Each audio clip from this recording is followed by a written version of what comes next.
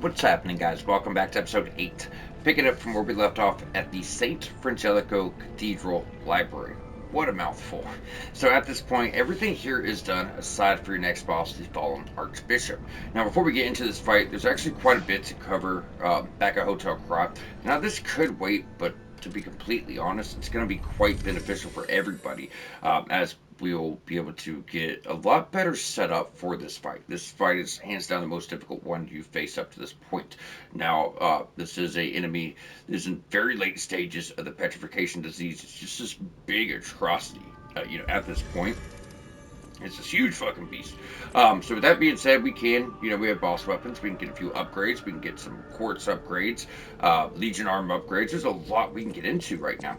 So for one, let's go and advance her dialogue. I'm not going to grab a level. If you guys want, you can. Just make sure you progress with her quests. So I guess we could have waited, but it's okay. Now going through the area, I did mention there are two real merchants besides your traveling merchants. You have Paulandina, and then you have the butler. So there will be quest items to upgrade his shop, and then quest items to upgrade Paulandina. Now this is considered a quest. You actually get rewards for doing so. But going on never talking to Paulandina, add shop goods, cross supply box, turn that on over. Then you could spend your levels on souls, guys. I'm sorry, your souls on levels if you want, but there are other ways to get stronger. So with upgrading his shop here, we already had infinite amounts of these. I think now you have infinite amount of these. You have infinite upgrades as far as your hidden moonstone. You can get any weapon at +3 at this point forward. Obviously how this game works, we'll get more upgrades, and he'll have more upgrades later on, like later tiers. But for now, it's solid. The big thing is two dark moon moonstone of the covenant. So with this, we found one. That's enough to get our boss weapon to +2. Boss weapons only go to +5, so that's a really, really good start. We can also go ahead and pick up another quartz, so we have a few upgrades to get here. Now, to make up for this a little bit, let's go ahead and sell some stuff. Once again, if you guys want the levels, you can get them, and then you can just go ahead and farm for this stuff. However you want to play it, doesn't really matter. I might regret that. We'll see. But there's quite a bit here that is really nice and really helpful. So we'll get upgrades for him later on. As you see, we don't have anything for him yet. We have the codex to decipher with him. We'll do that. That comes after the boss gets side content. However, we have your first Legion plug at this time. So now we can go on over craft Legion arm. You guys can pick whatever one you want. Does it? Like I said before, it doesn't matter where it is in the game. You have access to all of it. So that's mine. So you can plant down acid, shield, and then it's almost like a shotgun, falcon eyes. There's a lot of really, really neat stuff here, guys. Me in particular, I like the shield, puppet string, shield. These are really smart for a first time playthrough. Then we also have upgrades. So if you go to modify, we can add trace. I'm gonna try to get this fully upgraded. Stick with this one first. So we need 3, 4, 5, so 4. Yep. But either way, put it in. It's all making you just a little bit stronger as you go along. Now, once we have that, we're going over here. +1, +2. Now, be very careful on your boss upgrades, guys. Can't say it enough. You don't get enough to bring up multiple boss weapons. Stick with one thing you like. Go from there. That would be my recommendation. The first upgrades to Dark Moon, Moonstone, the Covenants, we'll find more of those, and we'll be able to buy some towards the end of the game. So after a while, just find a weapon you like for now. In game, you have more choices. What I'm trying to get at, but I wouldn't go past that. Like when it comes to your final upgrade, Matt, don't use it. You still have the DLC, which has weapons. Like for the base game, I usually don't even max out a weapon. I'll go like +4. That way, I still have other options later on because it's going to take a whole nother playthrough to get those items back so you can max out weapons. However, we can also go over here to our handle, guys. So our weapon right now has B scaling. We're doing motivity for the time being at least. So we could actually put a motivity handle on it even though we're doing motivity and go from B scaling to A scaling, right? So now we're getting super good scaling. And lastly, before we head on out, we still have enough to grab a level, which is nice. So we'll pump up that damage just a little bit. Is that 14? Yep, it's coming. It's coming. Then we can go on up, talk to Geppetto, and grab another heal. Because the next skill that's available to us is a heal increase. So put us up to 6. Once again, this is preference, but I still like to make recommendations because there's some really good things. Once we get to the 4th tier, that's where like everything's good. Everything's good. Here it's just like a few things here. We want a few things there. So like you can get your link dodge or your increased staggerable window. But we were got a ring slot that's really nice, more healing. You can't go wrong, right? You want to get all your healings. So there's one thing in particular. I've already kind of looked ahead at this. Increased special grindstone effect duration, so your buff will now last longer. Really good to have. And I'm probably just going to increase stagger duration. So when we fight the boss, if we stagger him, it does allow us to have more time to get to him to get the critical for sure. Or we could actually get off a little bit of damage before we go for that crit and really start tearing shit up. Now, when you get to your next tier, it's another recovery. So that's healing efficiency. We can grab belt slots, shorten fruit bearing time, which that hasn't become available yet, and then increase cube uses. I don't really care about this one so much. We'll probably just do pulse cell recovery, and then I think that's all we need is one next time. Then we get to phase 4. That's where the fun shit happens, guys. That's where the fun shit happens. But we're only like 3 quarters away from that, so we're not far from it. Either way, like I said, now we're at 6 heals, weapon +2. We increase our scaling, we upgrade our Legion arm. I think we're quite set up for the boss. We're in good shape.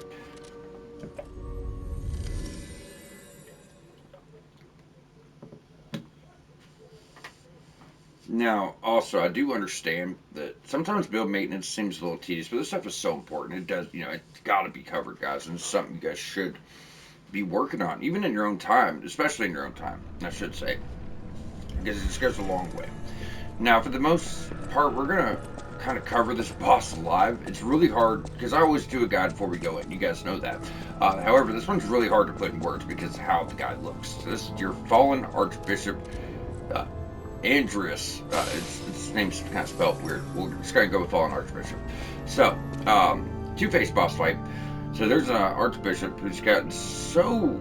He's in such late phases of the disease here that he just transforms this really big beast. So it's this huge beast with like a shell on his back, really huge arms, and this weird-looking head. So phase 1, we're fighting him. Phase 2, the archbishop kind of pops off of his back, and he's got a halberd. So what's weird about this is, yeah, he's doing what you think. He's kind of sliding to each side, swinging big left at you, big right at you, trying to deflect this. But he also has this really big tongue. He'll throw his head way up and do like a slam down with his tongue, then side to side. You have to deflect this. He can spin around really quickly, and he just doesn't really stop attacking. So your windows are quite limited as far as putting off the damage. But we're just trying to look for openings, get those deflections off, deal with it as best as we can. Now, phase 2, you have that and more. So he can hit you from either end. The archbishop's on one side of his body, then he's got the tongue on the other side. So whether you're in front or behind him, someone's going to hit you. Archbishop, he's got a pole arm. He's going to swing side to side, and he's got overheads. So just, watch what you're doing. Get those deflections off. Look for your windows. Try to use charged heavies. With our weapon at +2 right here, with fire on, we're actually going to do a lot of damage with charged heavies. So I like to go in with consumable buffs. That way we can get 2 off during the fight.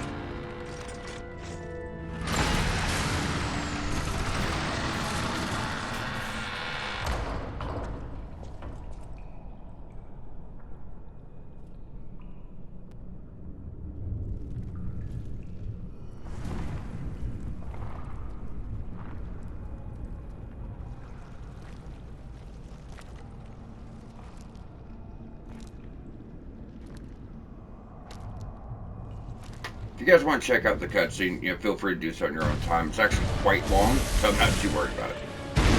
So, timing's really odd, guys. Really odd. Like I said, it's really hard to get a hit off. Not big openings here. Let's come back around. I thought I might maybe sneak it off, but it's difficult. You might be going for your guy. Yes. It almost got a shell around him to kind of protect him. You can still get damage out sometimes. It kind of just bounce right off the guy.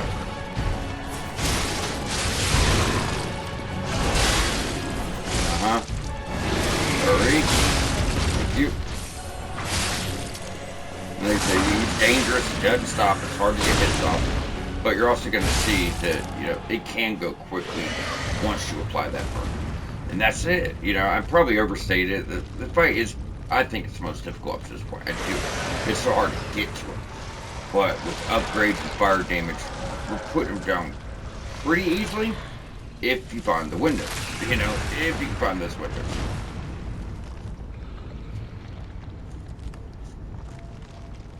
Here's the real archbishop. Like I said, he's going to have a pole arm.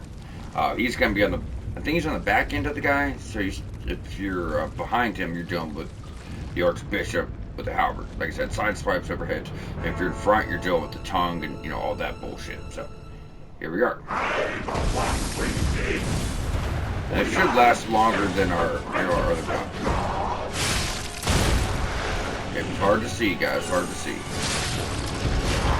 And they just don't really let up much. There's the overhead. Oh, I forgot that he pulled that up. That's okay. I think we completely missed our hit there.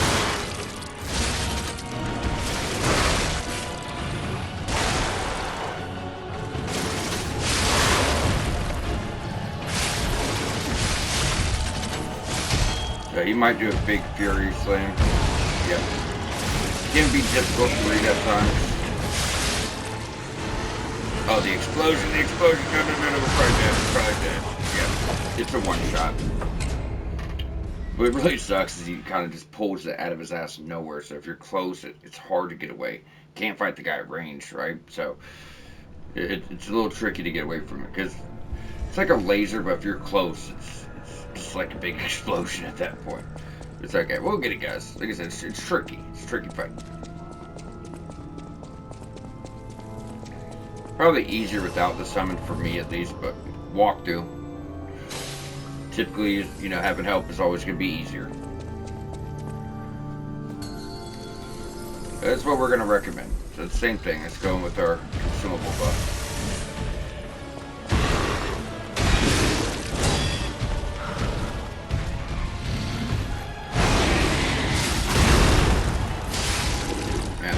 Bounce off if he hits a little shell there. I feel like we parried that.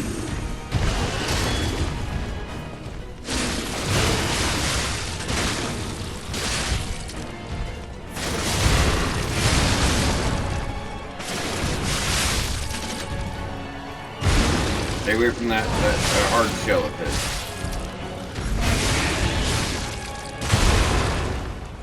Okay.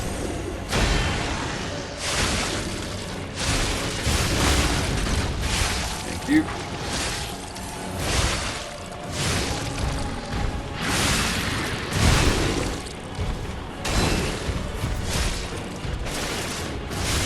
Thank you.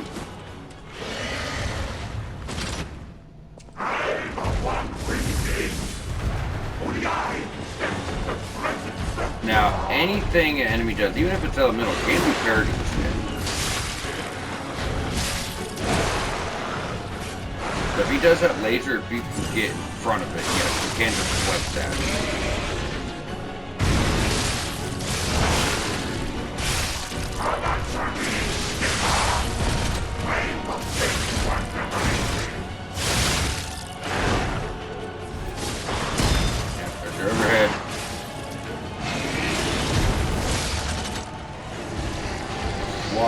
Nope, that's the laser. Yeah, like I said, it's like a big explosion. If you get far enough back, guys, yes, you can fully escape that. It's okay, that's worth it.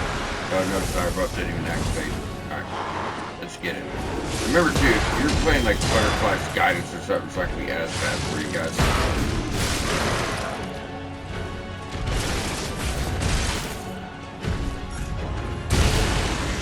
Okay.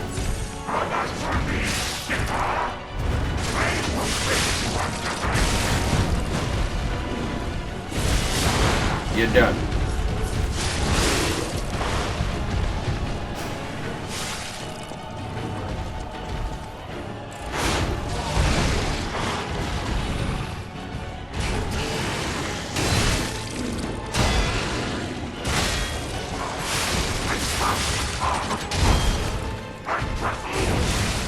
So close. You told you, it's a tough fight, tough fight.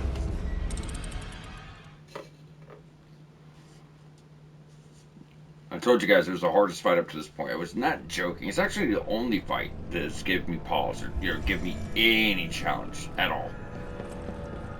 It's the only fight we didn't get first try. But we're gonna stick with it and we're gonna get it.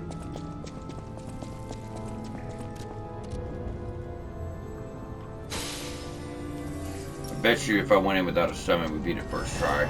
I know we would. That's gonna help. Might use that in phase 2, guys.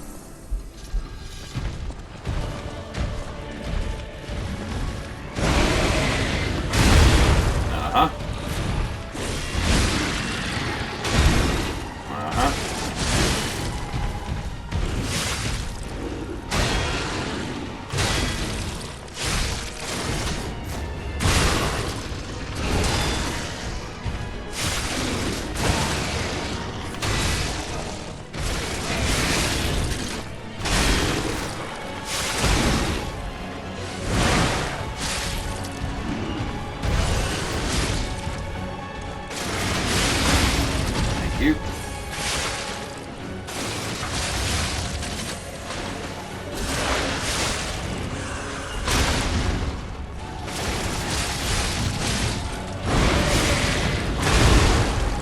Trying to fit off there.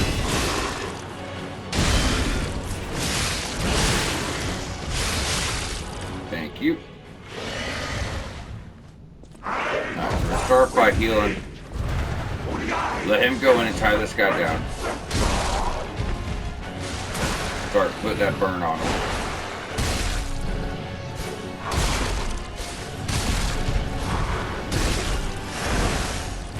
Buff up. Sometimes that's what we should have done at the start, but he doesn't usually give me that much shit, if I'm being completely honest. Not really.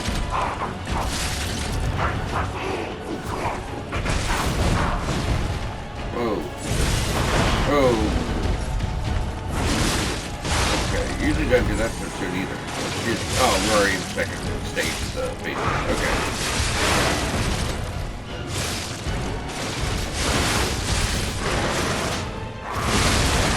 You. Thank you. There it is. Like I said, stick with it. Burn is important. The canisters helped a lot because it allowed us to apply that status first. But regardless, we would have got it eventually. But, that's what strategies, guys. Always about strategies. I personally did not think, it was going to give us that much trouble. But, here we are. Regardless, we got done what we were supposed to. Got you through the fight. We're good to go. So I told you, anytime you kill any of these bosses, they release a huge amount of ergo. Ergo is a very powerful substance. It's actually being collected by somebody. So that's what I said. You start really getting into the story, seeing... you don't get to see much behind the scenes, but you get to see that there's something bigger at play here. And that's what we're looking at now.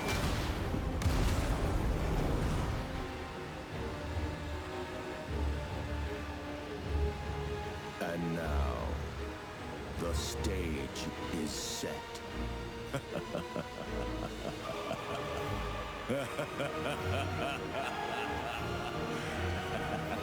We will not be spoiling anything on those. Really hard not to, because I want to, but I can't. But yeah, like you said, there's definitely a guy behind the scenes here, y'all. Definitely a guy behind the scenes here. Either way, now that we got that done, got your rare ergo for your boss. Definitely going the wrong way. We got some quest items, some other things we do need to take now. Before the grief overtook me.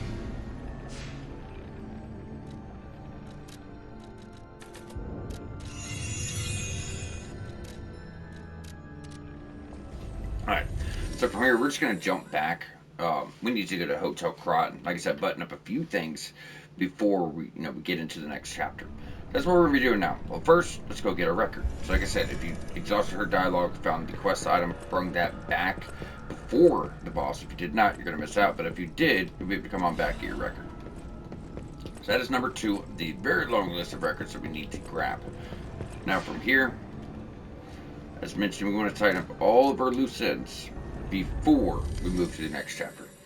I do believe you could wait to do some of this stuff, but probably shouldn't.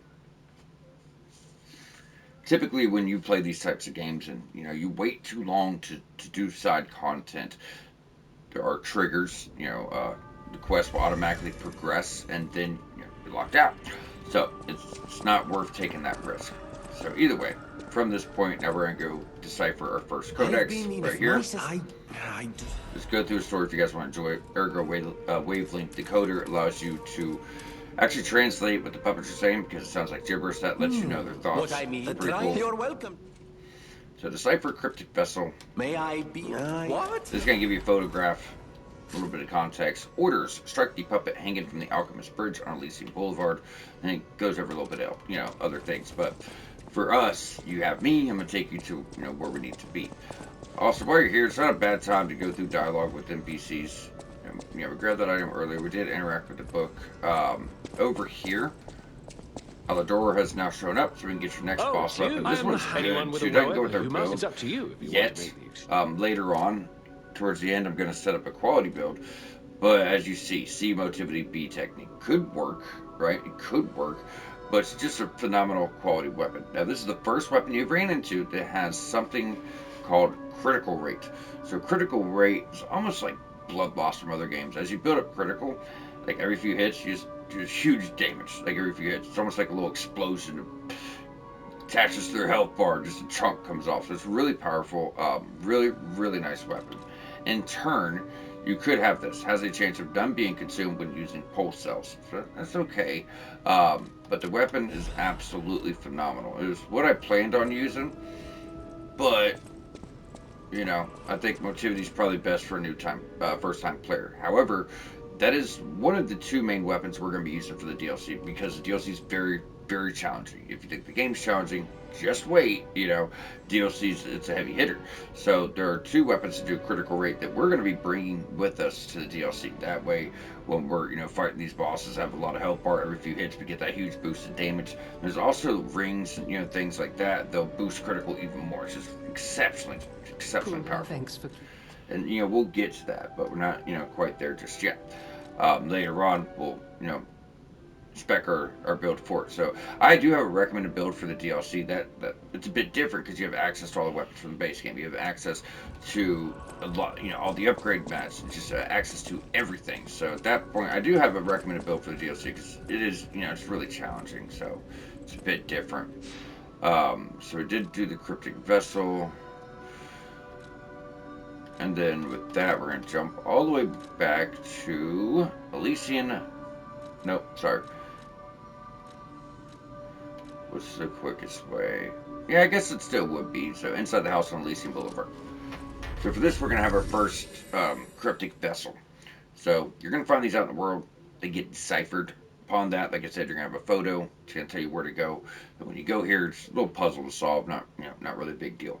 But very rewarding. I mean, most of the time you get new outfits, you get sometimes you get rings, sometimes you get quartz, so it's always really rewarding, to say the least.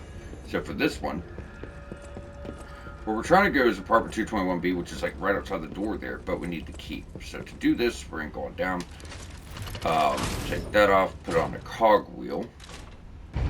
Any throwable will do.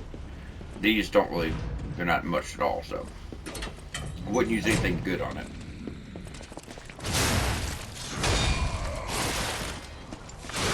Okay, tough guy. What are you doing?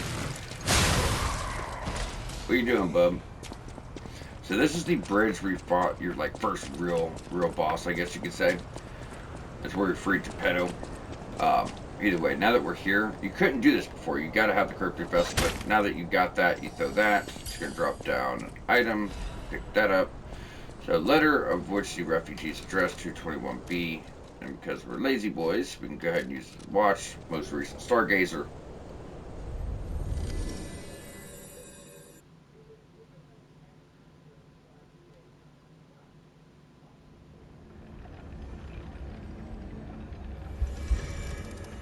Then from here, all we're going to do is go straight out the door.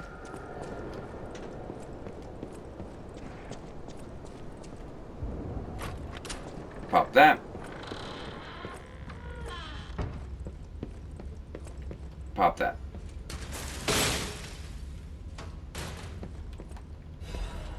And there you go. Owl Doctor's hunting apparel, and then quartz.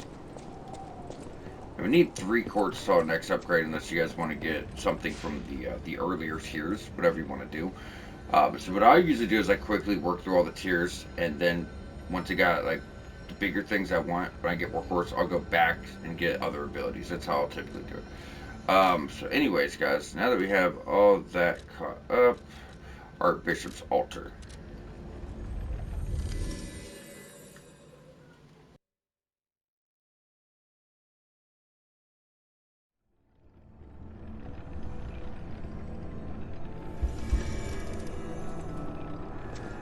Now, once we've made it back here, we're going to go ahead and push forward to the next stargazer, so we're set up for next episode.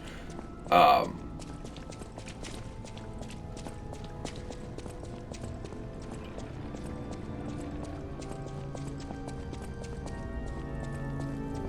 yeah, we did it.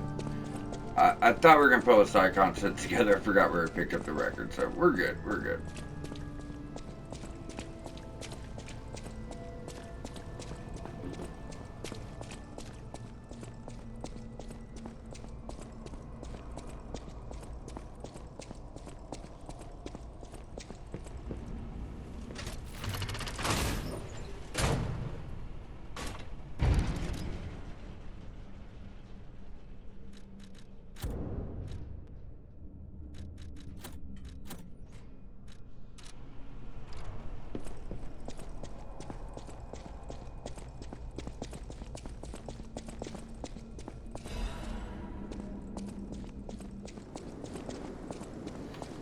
Alrighty.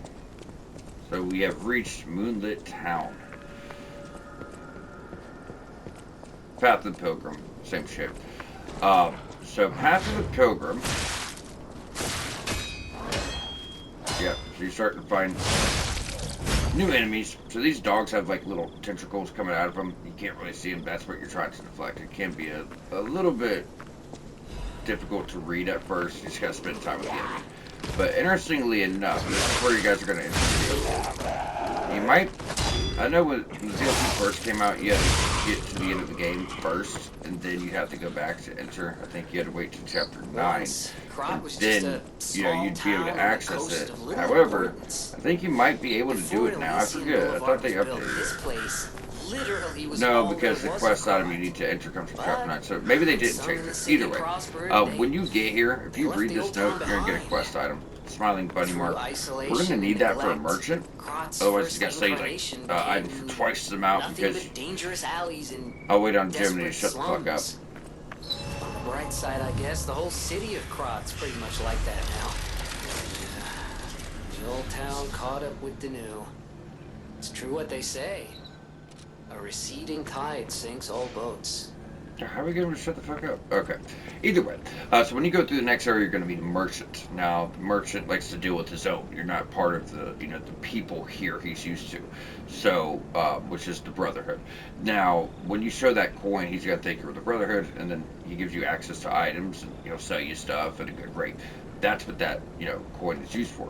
But just so you guys know, this, for anyone that has not been to the DLC yet, that's where you're going to enter the DLC. We need a quest item that will automatically appear in your inventory during the attack of Hotel Krot mission, which is like 1 or 2 chapters before the end of the game. So regardless, I do not believe the DLC should be accessed until you beat the game. I think you should go in here with all the items and help you can get as far as weapons and build variety and upgrades, right? And just get set up for the DLC. But you guys could go on over and check it out. If it's your first playthrough, you want to see the entirety of the game before you see the DLC. But difficulty-wise, get ready. Trust me on this. You need to get ready. Enemies here hit way harder than the base game. And right now, we're not early in the game by any means. But it's going to feel like you're really early if you go on over. Not to mention, you still need to wait to, you know, later on. But either way, guys, with that all being said, next episode we will be picking on up from Path of the Pilgrim and then moving to about mid-game. So if you guys, actually, to put it this way, if you guys paid attention to Hotel Krot, you noticed that we went out the door straight ahead, right? And that led to a big piece of the game. Later on, we'll be able to take another door out, and that leads to the back half of the game. And that's, you know, pretty much what we're doing. We're wrapping up everything that's reachable from that first area. So it's about half half the game leads out from the back door once you originally got started. Then the back half reads there's another door that leads you to the back half of the game. That's kind of how it separates, if you will. So this would be the last area before we need to go back to Hotel Krat, then gain access to a new area of the world. So next episode we'll see us push through all of this and try to I think about 2 more episodes, but we'll have this whole section wrapped up and be moving into the mid game. So either way, with that, y'all stay tuned. We'll catch you back here shortly.